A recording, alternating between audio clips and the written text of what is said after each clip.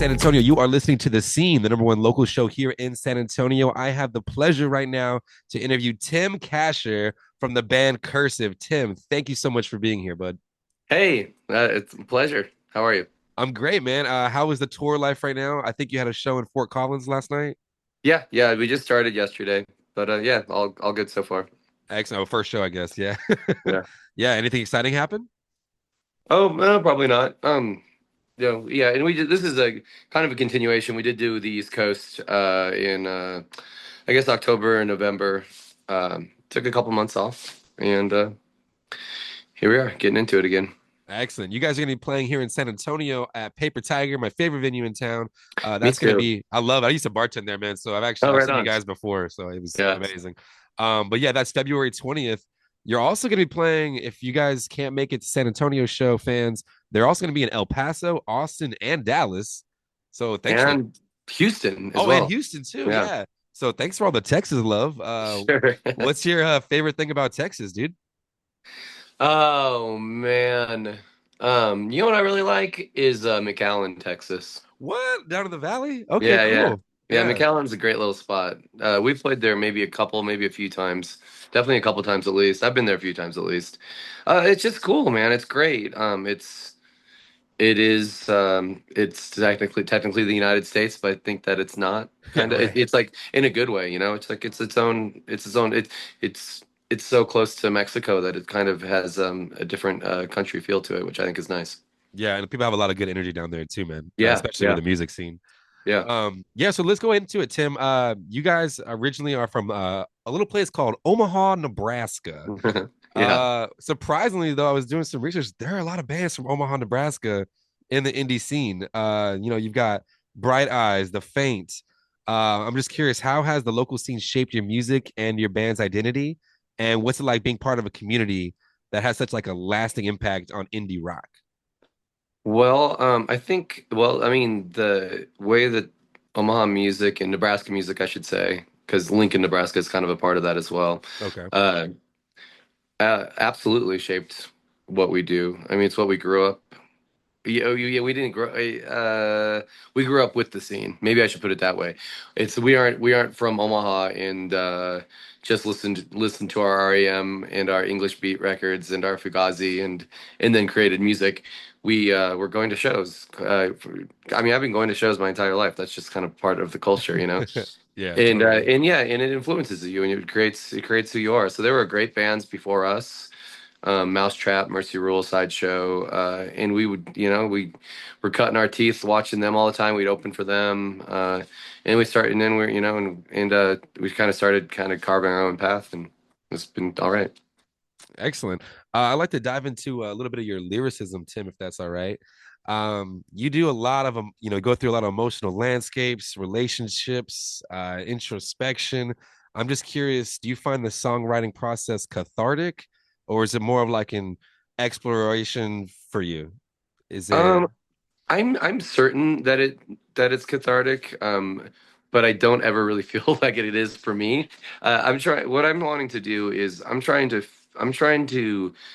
hone in or like single out ideas or things that are any ideas that are kind of like bothering me or frustrating me or have been difficult for me, and then hopefully by writing about it, I'll find other people who relate to it. I just assume it, and if this is actually pretty accurate, us as human beings, we're all way more similar than we realize, and so I've made that hunch over the years with writing. Is just like, well, this happened to me. I have a hunch if I write it down, people are gonna.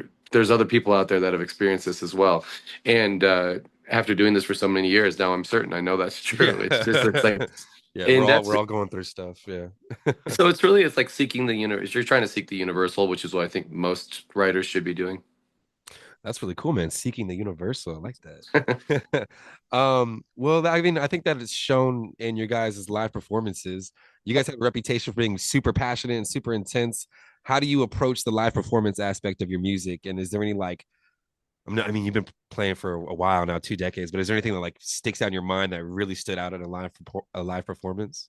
Oh, I'm not sure if I can think of a specific moment at the top of my head, but I'll say, actually back to the cathartic question too. Yeah, go ahead. Yeah. I think that Well, I was just thinking that for me, I think I do find catharsis in the music when the record is finally recorded and mixed and I'm listening to it by myself, and that's my chance as a not as a writer but as a listener and as a consumer of my own stuff Right. to listen to it and be like, oh wow, and that's I think where I find a lot of catharsis there. But then also on stage sometimes that will happen, but I think for me at least the magic, if you want to use that word for being on stage, I think it's when you're experiencing those moments where you feel like, wow, this is really hitting, like you're like you're on we're on like we're on there's a stride to it, and it's like this is really working, and it feels like it's kinetic in the room, and like that's pretty exciting. Oh yeah. Yeah, it's going back and forth with the audience and Yeah, just yeah. yeah. Excellent, man. Well, let's go ahead and talk. I want to talk about your how should I say this? Your DIY kind of ethos. Your you've always tried to maintain a DIY approach, at least it seems from the outside. We have a big music program here at San Antonio College, the music Nice. business program. It's the only one in San Antonio. So I know a Yeah. lot of people are curious about your inputs on this. But what challenges have you faced being an indie band in an era of streaming and social media dominance? Oh, challenges. Well,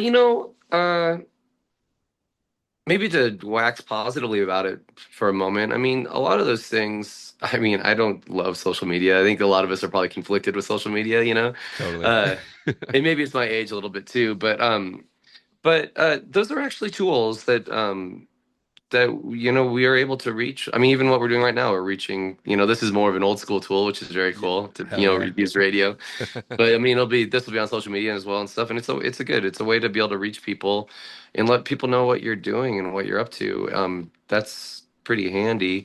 Uh, I don't know. I mean, I guess to me, I guess there's perhaps more benefit in that realm than negatives. Yeah, I think having a good mindset on that is important, especially in today's landscape with music business. But yeah, we have a lot of students that are asking about that though. So Right. Well, they're if you like, want to get I'm it a band. Should I create content? Should I, you know what I mean? Like, it's not my right. job. And you kind Well, of and have to use the tools. if you want to start getting into other aspects of social media, of Spotify and Yeah. streaming sites, get into that. Then I have much more negative things to say. Absolutely, I think, I think the music. I think I'm really disappointed with the music industry as a whole for not protecting us musicians. Like, Yeah. where are our where are the lobbyists that are protecting our interests? They weren't there, and I'm sorry, but it feels like they're still not there. And I talk to people often about I don't know why we aren't there's in a movement to create more streaming apps. Why are we letting a few of them dominate the whole field? Yeah, like an independent streaming service would be pretty sick. Yeah. Yeah. Yeah, totally. Do you think that that's made artists have to like double down on live performances and merch and stuff like that? Oh, absolutely. I mean, Yeah. the Cursive is a band, and just in my career as probably about as good example as you can find of we were doing it starting in the '90s when the internet wasn't it didn't exist, and when we got through, and then the iPod showed up, and the Napster showed up, and those things are were both good and bad, and I mean, really, I think the iPod's kind of a fun thing, right? Oh yeah. But and it's The great. commercials were great. Yeah, well, and it brought so much more music. Yeah. That kind of technology brought so much music to everybody, and that's excellent, and that helped us a ton. We're Yeah. kind of babies. Cursive's kind of babies of the internet, and like they were there at the infantile stage, and it helped us immensely. So I appreciate it, internet. But now I'm kind of a little frustrated with the way that just uh, it also kind of it decimated the music field the way it decimated so many fields. No, I totally understand, man. Thanks for your input. The students are going to really appreciate that. Let's go ahead. I was going to skip this, but now you brought up a good point. Like you've seen the longevity of how things have changed, and Cursive has been around for almost 2 decades now. Actually, Uh, three. We're three almost decades. yeah. Yeah. Hell yeah, dude. Okay. What's kept you motivated and excited to continue making music together after all these years? And how has your relationship to the music changed over the years? Well, first off, and this is going to just sound like pandering, but it's not. We have an excellent Cursive has like a really excellent relationship with one another, with each other. It's really effortless. It's a joy. We actually just really like one another, and we have a good time doing it. And there's almost zero drama in what we in the behind the scenes, of what we do. And that's and I've been having done this for so long, I recognize how special that is because that's why bands come and go. They can't, it's like it's really tough to find to find personalities that jibe well together. Yeah. I guess you guys are together every day on tour. Yeah. Yeah. I And guess that yeah. doesn't really bother me in the least. I actually enjoy it. Awesome, man. That's really cool. You Cursive has had a ton of collaborations over the years with various artists. Are there any dream collaborations or artists you'd like to work with in the future? And how do you decide what projects are right for the band? Is it like I really like those guys and I want to work with them, or is it like something else? I mean, if is Kate Bush available? Yeah, dude. Sick. Is Tom Waits available? There you I go. want to get some of the elders that before they pass this on from this realm. Yeah, she kind of had a whole reemergence too. Yeah, I know. And Yeah. I just couldn't have been happier about that. She's Yeah. just the coolest. Awesome, man. Well, let's see what's next for Cursive, man. You got any new projects or upcoming? I mean, you already are on tour right now, but do you have anything in the works, particularly that you're excited about? Well, so yeah, we are still just in the middle of doing this tour for Devourer and but yeah, we're already talking about we have ideas for the next record that it's probably too early to talk about, but Okay, heard. yeah, but the important thing is that we're excited about it.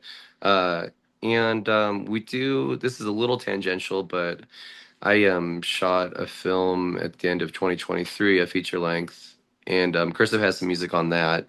So we're hoping to have that.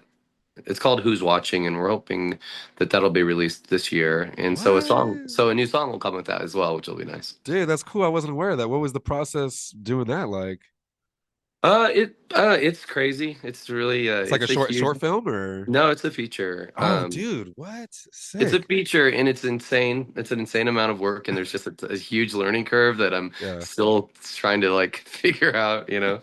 But I really enjoy it, and yeah, we've shown it at some festivals so far, and still in the process of looking for distribution, and so hopefully it'll be a good year for that. Excellent, man. Man, you're doing stuff all the time, man. That's awesome, Tim. Thanks. All right, let's see. Get you out of here soon. Let's see. Um, what are some this is a fun time, the fun part now. Okay. Okay. So what are some of Yeah, the your other part was awful, by the way. yeah, I'm So. so sorry about that, dude. What are some of your guilty pleasures on tour, man? Are you a snack fiend? Are you I don't know. What are your guilty pleasures on tour? Oh, well, I will speak on behalf of the band. There's a major guilty pleasure of whatever is in the refrigerator, like leftovers and stuff. People make nachos at the end of the night. We're a big nacho band after post show. Okay, cool. It's called a Hessian test kitchen is what we call it, and it's basically like trying to make like whatever like weird nacho. I don't you'll have a pork chop and chop it up and dice it up and then you have, pork chop nachos, things like that. That sounds That's sick. a that's the thing. I try to, I don't know. I really do. I think a lot of us we do try to see a little bit of the city and stuff. Believe it or not, even having to do this after so many years, it's like getting to do this after so many years. There's still an interest for me sometimes to get out and see stuff. Well, that's rad, man. I mean, you get to experience the cultures and stuff of the cities that you're visiting. Like, Yeah, yeah. yeah. Any place you're excited to go to on your tour this season? Uh, yeah. Well, I will.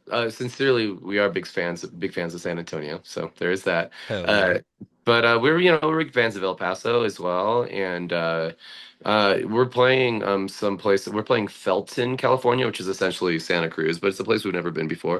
Oh, cool. We're playing Morro Bay in California, which is I couldn't believe it's so cool. This is a place I've gone on vacation before. Ted, our guitarist, goes on good vacation there as well. So. We were playing at the very bar that I've passed before and been like, I've actually had drinks there. I've been like, wow, that'd be so cool to play here sometime. Sick. Nice, man. Yeah, Well, again, guys, I'm here with Tim Kasher from the band Cursive. They're gonna be here February 20th at Paper Tiger. Hopefully we can party a little bit, man, when you come down. I'll see you on the sounds strip. good. Hell Yeah, yeah. man. Anything else you'd like to talk about with any message for the fans? Nope, just hey San Antonio and surrounding areas. Hope to see you out there. Excellent, man. Again, we are listening to The Scene here on KSYM San Antonio College Radio, and this is Tim Kasher from the band Cursive. Thank you, Tim. Thank you.